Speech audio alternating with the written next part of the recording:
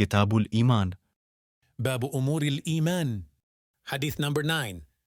حدثنا عبد الله بن محمد قال حدثنا أبو عامر العقدي قال حدثنا سليمان بن بلال عن عبد الله بن دينار عن أبي صالح عن أبي هريرة رضي الله عنه عن النبي صلى الله عليه وسلم قال: الإيمان 60 شعبة والحياء شعبة من الإيمان.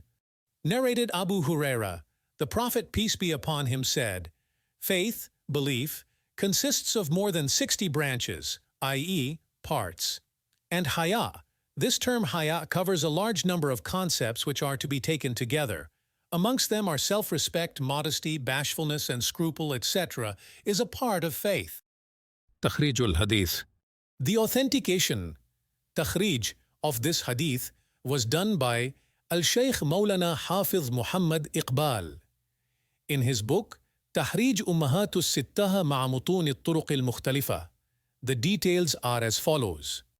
Thank you for watching our channel. Don't forget to subscribe so you won't miss our next video, where we'll delve into the insights of Hadith number 10. Stay tuned for more enlightening content.